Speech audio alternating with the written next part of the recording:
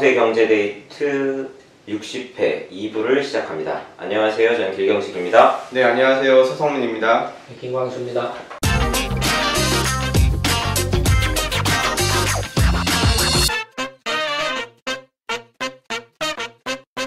네, 2부에서는 어떤 이야기 하나요? 이제 지난 22일 문재인 대통령이 이제 러시아의 푸틴 대통령을 만나서 정상회담을 하고 한반도 비핵화를 향한 의지를 확인한 한편 한반도를 넘어 동북아의 항구적 평화를 위해 노력하자는 뜻을 같이 하자고 그렇게 이제 정상회담을 했는데, 또한 이제 공동성명을 했어요. 공동성명을 하는데 남한, 북한, 러시아 3국 간의 그 협력 사업을 진전시키기 위해서 공동 연구를 하자. 그리고 각국 정부나 관련 유관기관들이 이제 철도, 가스, 전력 뭐 이런 분야의 공동 연구를 이렇게 협력해 나가자. 이런 얘기를 했다고 해요.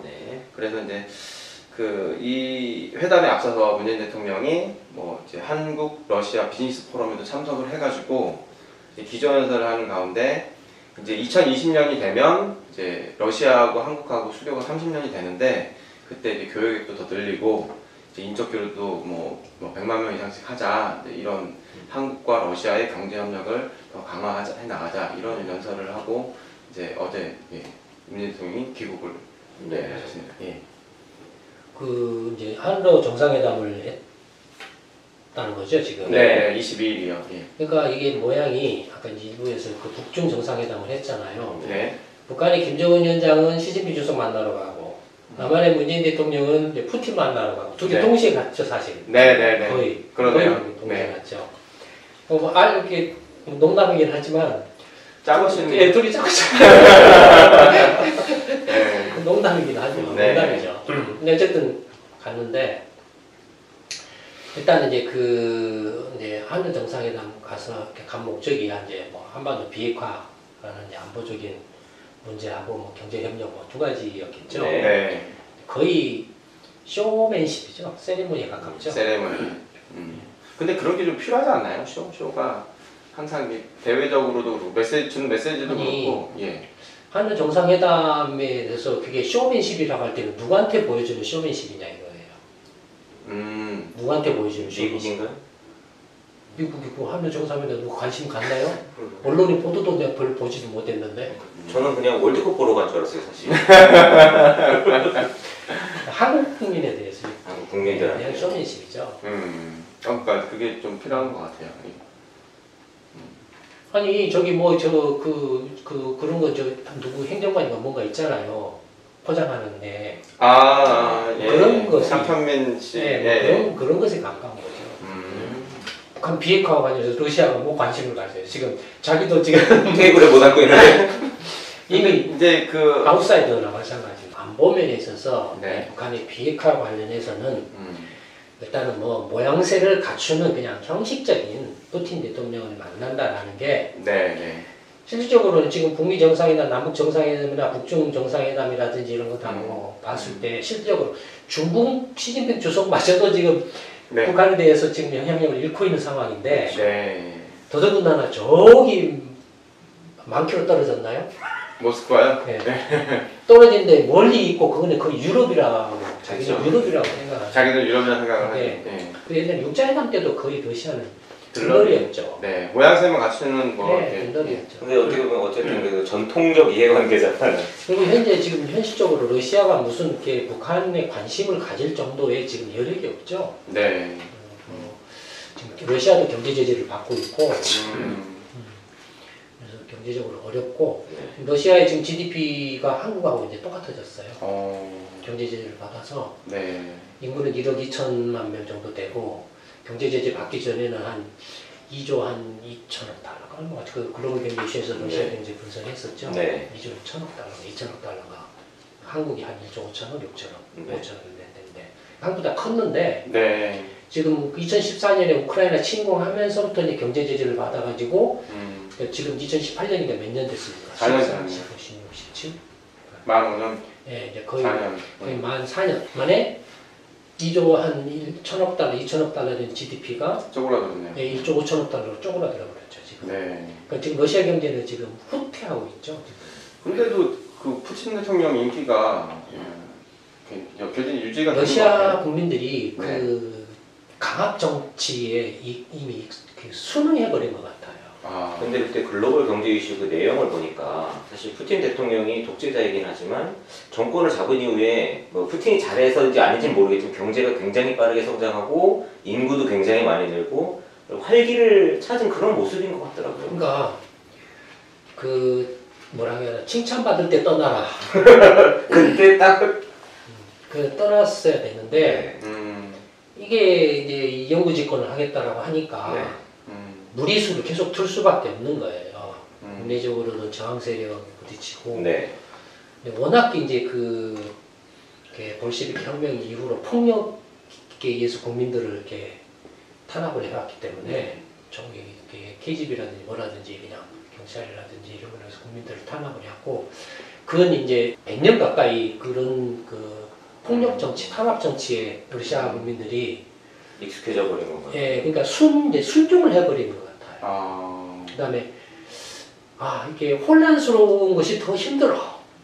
차라리 독재자가 그냥 네. 강하게 하는 게 오히려 낫다 이렇게. 그러니까 마치 이제 그 박정희 때가 좋았어라고 이렇게 좀 말하는 사람들 그 느낌이군요. 예, 그런 것들이 더 심한 네. 러시아, 더 심한, 엄청나게 심한. 근데 그런 것도 같아요. 이제 소련이 무너지면서 굉장히 뭐 경제도 힘들어지고 정치가 완전히 막 극도로 혼란해졌잖아요. 근데 이렇게 어찌됐든 푸틴이 딱 등장하면서 정치적으로는 좀 뭐 민주주의는 후퇴를 좀 하는 모습이 보이지만. 근데 처음에는 민주적으로 했죠. 네. 선거를 통해서 이제 물론 이제 엘친한테서 이제 이어받았고 그다음에 선거를 해서 대통령이 됐다가 이제 물러나야 될 때 안 물러나고 꼼수를 부렸죠. 그렇죠. 이제 중간에 그 총리 하던 애를 대통령으로 내세우고 자기는 이제 총리를 하고. 예, 총리를 하고.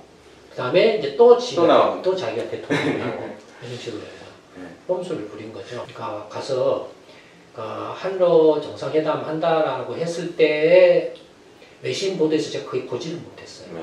그냥 나와도 그냥 단신, 짤막한 갔다 이런 정도고 결국에는 그게 이제 한국 국민들한테 보여주는 거죠. 네. 보여주고 그다음에 이제 두 번째는 이제 뭐 그러면 무슨 소리예요? 경제 협력하러 갔는데 뭔 소리입니까? 라고 이렇게 할 수 있죠. 네. 경제 협력에 말 나오는 게 뭡니까? 철도, 가스, 인프라죠. 예. 근데 이제 그건 옛날부터 오래됐죠. 언제부터 시작됐습니까? 러시아하고의 경제 협력 관련해서는 국방 정책 떠든 놈이 누구였죠? 북방 정책이요. 옛날 박철원이나 뭔가 노태우 시절. 예. 그때부터 떠들었어요. 네. 그때부터. 네. 그래서 정권 바뀔 때마다 그 동북아 허브 해가지고 지도를 거꾸로 놓고 보면은 한반도가 중심에 있다. 이런 말도 안 되는 개소리들을 떠들고 그러면서 동북아 경제권, 동북아 경제권, 네. 한반도가 중심이다. 웃기는 소리를 다 이렇게 말도 안 되는 소리를 떠들고 막 이렇게 한 거죠. 지도를 거꾸로 돌려놓고 봐도 한반도는 갇혀 있다. 아니 갇혀 있잖아요. 그렇죠. 갇혀 있잖아요. 갇혀 있으니까 그게 비극이죠. 열려 있으면 누가 쳐들어오면 열려 있는 대로 도망이라도 가죠. 네. 갇혀 있으니까 도망갈 데가 없어서 문제인 거예요. 근데 이제 경제 협력? 방금 말한 이제 뭐가 있습니까? 철도? 네. 철도는 뭔 철도를 말합니까? 뭐 유럽까지 이어지는 유라시아 그 철도를 말하겠죠. 유라시아 철도. 그 이번에 처음으로 국제 무슨 철도 기구에 가입을 했다 그러더라고요. 계속 가입을 못하고 있다가. 유라시아 철도. 유라시아 철도를 만들면 어떻게 될까요? 어차피 시베리아 횡단 철도 그걸 텐데 그거는 러시아가 이끌고 거지 우리나라가 뭐. 그래도 뭐 무역이나 이런 거 유럽으로 수출하는 것들이 길이 이제 우리나라 통해서 출발점이 우리나라 된다. 예를 들어서 이제 수출을 한다고. 예를 들어서 유라시아 철도 하면은 뭡니까? 시베리아 철도, 횡단 철도 있죠? 네네네. 그러니까 여객 철도는 어떻습니까? 어느 미친놈이 여기 못 기차 타고 가니까. 그거 한 시간이 너무 오래 걸려요. 그러니까 비행기 타고 가지. 그렇죠. 그러니까 그건 말이 안 되죠. 네, 진짜. 몇 개가 일단. 이제 화물철도예요. 네. 그럼 화물철도는 얼마나 걸릴까요? 며칠 15일 걸려요. 네. 근데 그 보통 화물 열차로 가면 한 열차에 네. 예를 들어서 컨테이너 100개를 닿으면 기차가 얼마나 길까요? 100량? 1시간 동안 지나가는 지나가는 시간이 되게 그게 100량 정도 돼요. 네. 대형 컨테이너 같은 경우는 보통 지금 그 8,000개에서 12,000개 요새는 초대형 같은 경우는 그 당연히 수가 없겠네요. 네. 8,000개에서 12,000개를 실어가니까 그러니까 예를 들어서 만약에 그걸 유라시아하고 화물열차로 시베리아 횡단철도 화물열차로 이렇게 실어간다라고 치면 컨테이너를 예를 들어서 열차를 하루에 1시간에 한 대씩 보낸다고 쳐도 뭐 200량치 200량짜리를 1시간에 한 대씩 보낸다는 게 가능하냐 이거예요. 지나가는 데만 1시간이 아니 200량 연결해갖고 보내는 데만 해도 지금 시간이 상당히 걸릴 거예요. 네. 그러니까 경제성이 여러 번또 따져봤을 때 딱히 투자할 만한 그런 매력이 안 느껴지는데 거의 없어요. 네. 그 다음에 또 하나가 있죠. 뭐가 있습니까? 가스관 네, 얘기를 가스잖아요. 가스, 천연가스. 천연가스는 지금도 들어오고 있잖아요. 그렇죠. 블라디보스톡을 통해가지고 그 시베리아 프로젝트 1인가 2인가 뭔가 이름이 뭐지? 갑자기 생각이 안 나네요. 지금도 들어오고 있잖아요. 시베리아 가스가. 네. 지금도 들어오고 있는데 그러면 저기 이 파이프라인을 연결해서 이렇게 온다라고 한들 러시아에서 공급해줄 가스가 있어야 되죠. 지금 시베리아 쪽은 가스가 고갈돼 가고 있는데, 그러니까 이제 중앙아시아 쪽에 이제 가스 개발이나 이런 쪽이죠. 네. 그러니까 이쪽이 이제 그 서시베리아 쪽, 중앙시베리아 쪽은 가스가 지금 고갈돼 가지고, 네. 그러니까 그다음에 이제 주로 그 이제 러시아가 공급을 하는 게 이제 원유하고 가스 공급은 어디입니까? 유럽하고 중국이에요. 네. 중국이에요. 중국에다가 유럽에다 갖다 팔아도 충분히 이미 충분하고 어쨌든 또 이렇게 한국 입장에서는 전략적으로 네. 미국 셰일가스를 사주는 게 전략적으로 그렇죠. 사주는 게 친한이 가서 팔아줘야. 어쨌든 간에 지금 미국에 수출을 해서 흑자를 내고 있잖아요. 네, 그럼 네. 흑자를 메꿔야 되지. 안 그러면 지금 흑자 난다고 두드러 패고 있잖아요. 지금. 그러니까 그걸 메꾸려면 미국 가스를 사와야죠. 네. 그렇죠. 시베리아, 러시아한테는 지금 흑자 내고 있는데 뭘. 러시아 가스는 이렇게 그 전에는 러시아 가스를 사온 것도 그때만 해도 미국 셰일 가스를 생각지도 못한 상황이었어요. 네. 근데 이제 러시아 가스가 들어오고 난 후에 미국 셰일 가스가 이제 막 생산되기 시작한 거죠. 어쨌든 뭐 물론 이제 그 탱커로 이렇게 LNG 선으로 이렇게 실어오는 것보다는 파이프라인으로 온 게 아무래도 좀 더 저렴하겠죠. 저렴하고 뭐 또 이제 가격 차이도 있을 수 있고 그러죠. 근데 뭐 어쨌든 여러 가지 이제 복합적인 요인들, 에너지에 관해서는 여러 가지 복합적인 요인들을 고려해서 이렇게 정해야 되기 때문에 그 외에는 이제 러시아하고의 경제 협력 하면은 러시아에 대한 투자를 해주는 건데 경제 협력이라고 해봐야 아니면 저희 그런 거 있었잖아요. 왜 나로 발사하고 우주 과학기술 관련해서는 연관성이 좀 있지 않았어요? 러시아가 등쳐먹었잖아요. 등쳐먹었잖아요. 다 이렇게 그 의도적으로 실패해가지고 돈 그때 그 DJ 정부 때인가 이렇게 시작을 해가지고 언제 쐈죠 그거? 몇 번 쐈죠? 두 번인가? 두 번인가 쐈던 것 같아요. 두 번 쐈나요?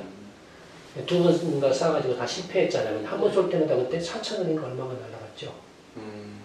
줄 리가 만무하죠. 로켓 기술을.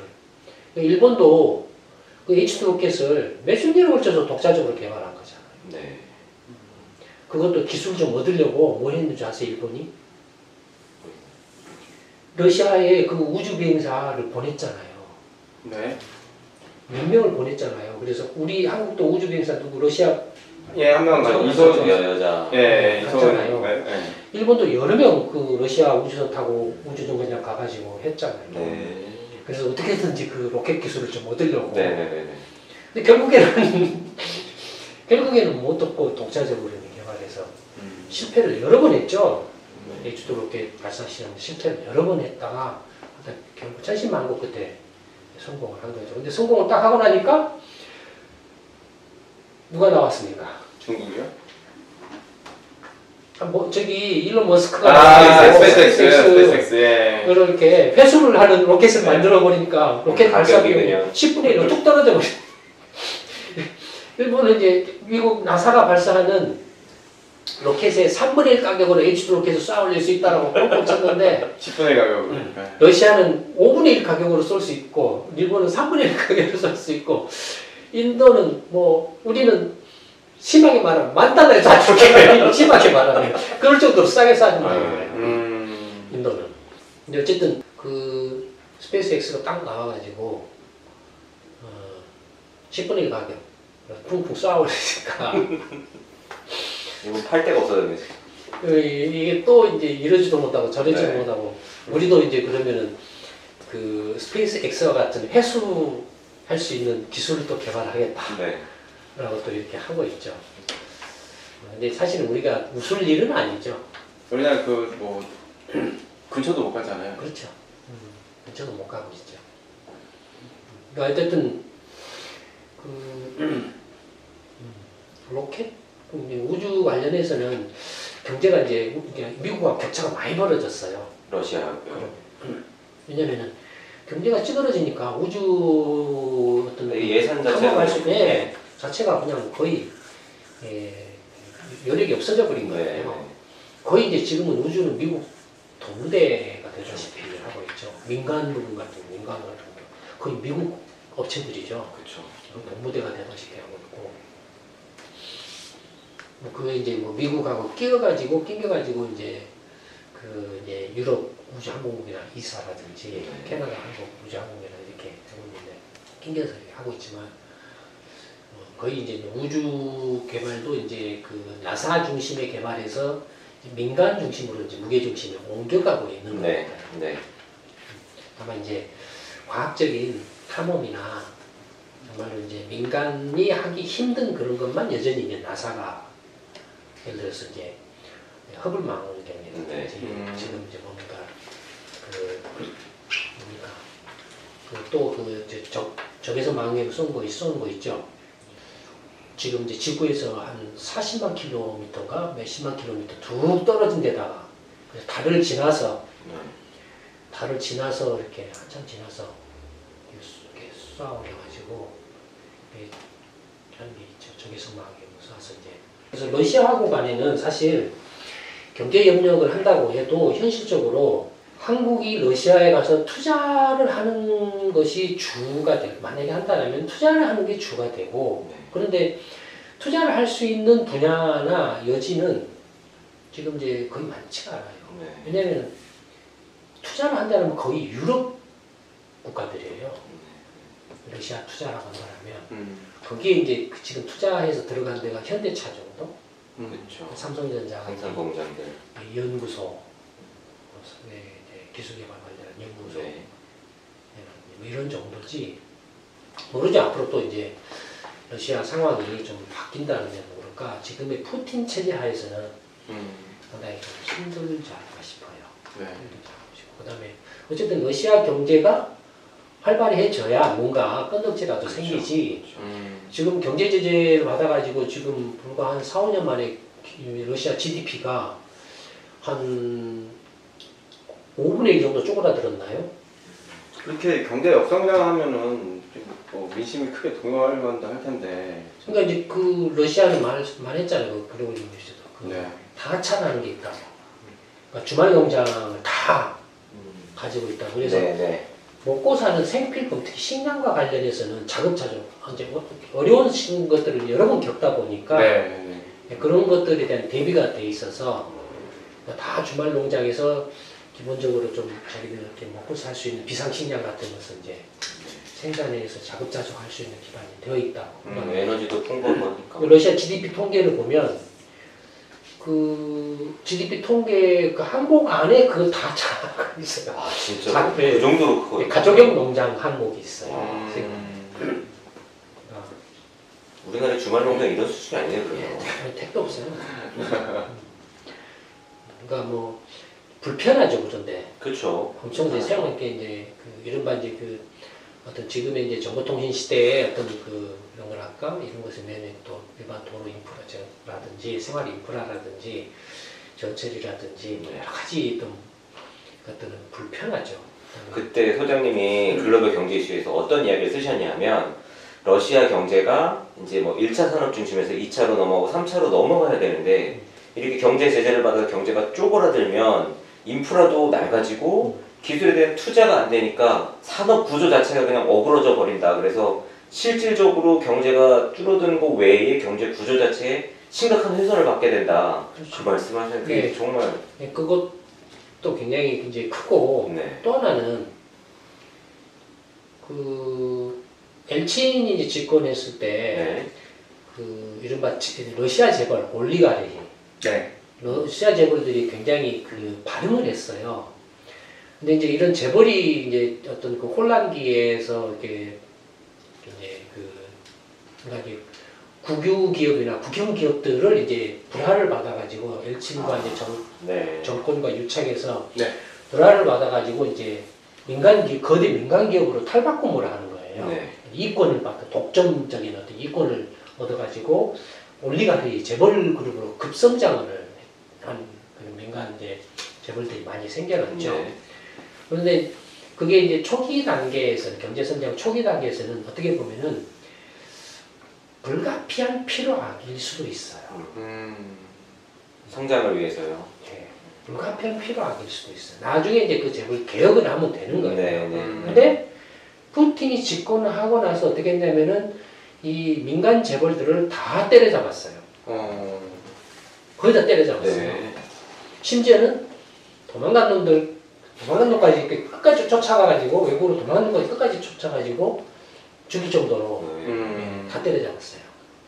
그리고 거의 다 국유 기업 더욱더 이제 다시 또 이렇게 강화돼가지고 러시아 경제 한 70%가량의 국유 기업. 엄청 크네. 중국보다 더 큰 거네요. 거의 이제 이 국유 기업도 뭐냐면 대부분이 이제 에너지 자원과 관련된 국유 기업이고 에너지 자원과 관련되거나 또 인프라와 관련된 것들이 거의 대부분이고 그 위에 이제 이른바 그 민간 부분에서의 어떤 그 제조 산업 서비스업 이런 부분들은 굉장히 약해요. 기반이 굉장히 취약해요. 그러다 보니까 산업구조가 굉장히 뒤틀려 있죠. 그렇죠.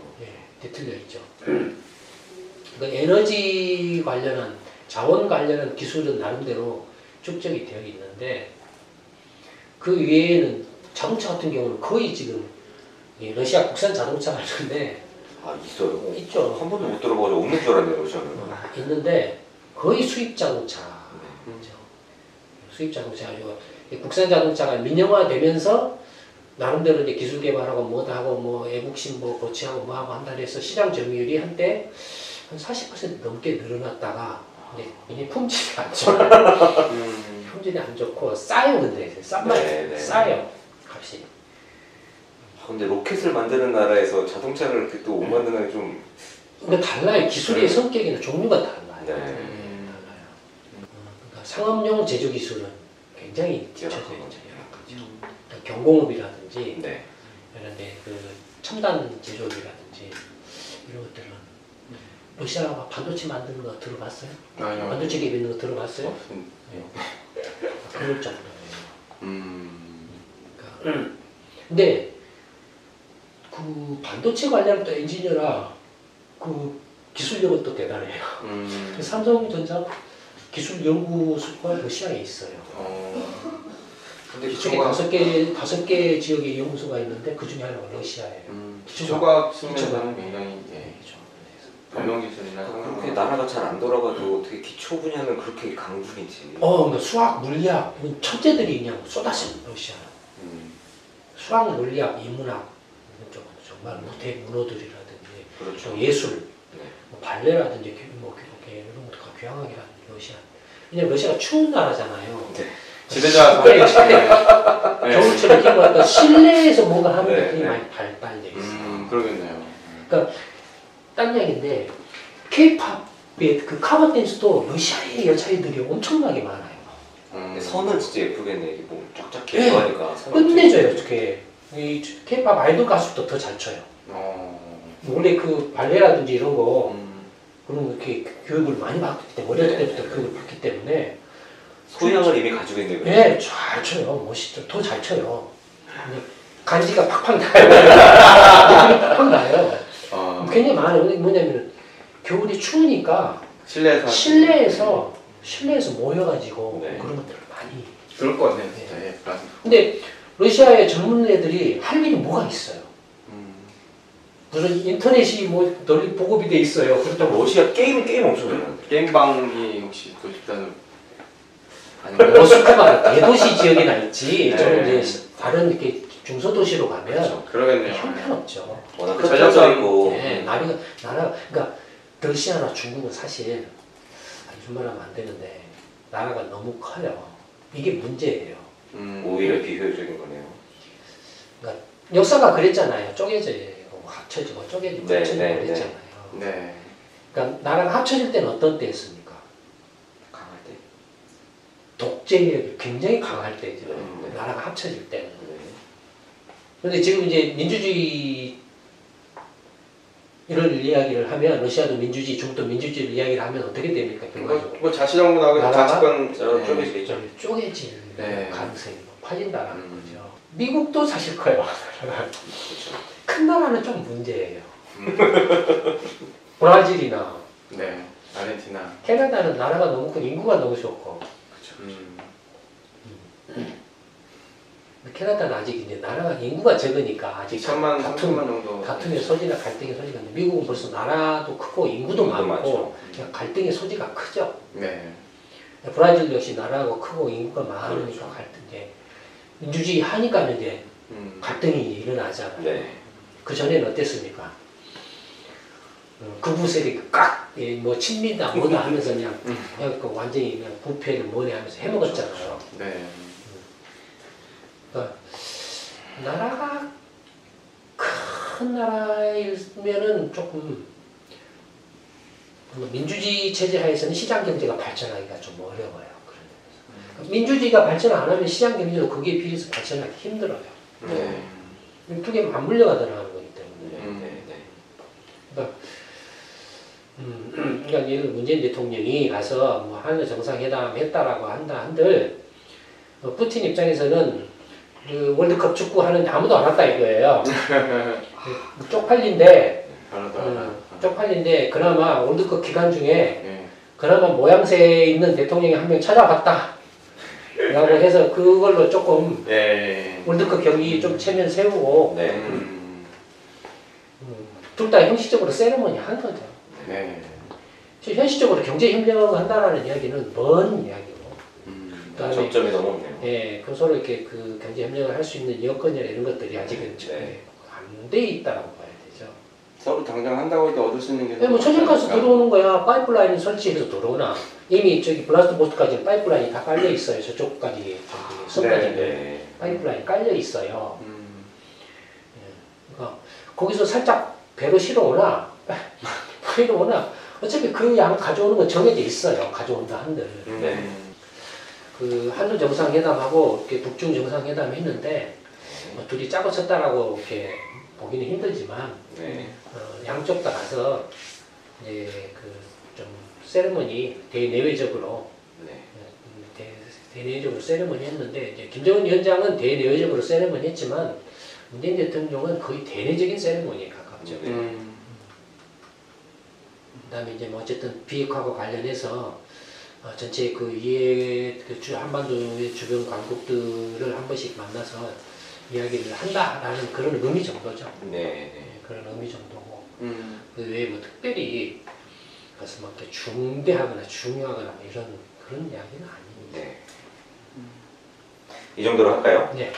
오늘 김광수의 경제데이트 60회에서는 1부에서는 북중 정상회담 관련해서 이야기를 했고 2부에서는 한러 정상회담 관련해서 이야기를 했는데 2부는 굉장히 좀 러시아 기행 같은 이렇게 재밌는 이야기들도 많이 나오고 해서 금방 시간이 지나간 것 같아요. 오늘 이야기 중에 나왔던 글로벌 경제 이슈는 영인도서 홈페이지에 오면 구입해서 보실 수 있으니까 러시아 경제나 이런 것들에 관심이 있으신 분들은 김광수 경제연구소 홈페이지 한번 방문하셔서 확인해 보셔도 좋을 것 같습니다. 김광수의 경제데이트 60회 2부는 여기서 마치도록 하겠습니다. 감사합니다. 네, 감사합니다.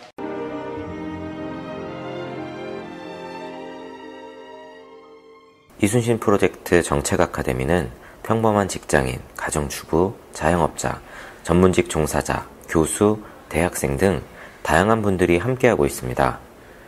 당신은 어떻게 이순신 프로젝트 정책 아카데미에 참여하게 되셨나요? 안녕하세요. 저는 2016년 봄에 처음 열렸던 정치 아카데미 제1기 수료생 덕성입니다. 2년 전 지금이네요. 그때를 돌이켜보면 지방에서 12주 연속으로 매주 토요일 서울로 올라가기가 참 힘들었습니다. 그래도 그때 제가 매주 토요일을 기다렸던 기억은 납니다. 왜냐하면 정치 아카데미는 제가 좋아할 특징이 두 가지가 있었기 때문입니다. 그것은 있는 그대로 바라보기 그리고 말하기입니다. 먼저 있는 그대로 바라보기란 정치 아카데미에서는 그간 신문이나 방송, 인터넷 등 기존 매체에서는 접할 수 없었던 새로운 시각과 관점을 제시합니다. 또한 제가 얼마나 타인의 생각을 내 생각으로 여기고 있었나를 깨닫게 되죠. 여기서 자세히 말씀드릴 수는 없지만 전 그러한 내용을 접하게 될 때마다 그래, 이 맛에 여기로 오는 거지, 그래, 이게 공부하는 거지라며 정말 소소한 기쁨과 즐거움을 느꼈습니다. 그 다음 말하기는요, 우리가 공부라는 것은 항상 조용히 하면서 하는 것이라고 생각합니다. 하지만 저는 한 번씩 다큐에서 선진국의 대학 수업에서 학생들과 교수가 서로 이야기를 나누며 토론식 수업을 한 것을 볼 때 정말 어떻게 저렇게 할 수가 있을까 참 부러울 수가 없었습니다. 우리는 왜 이렇게 못할까요?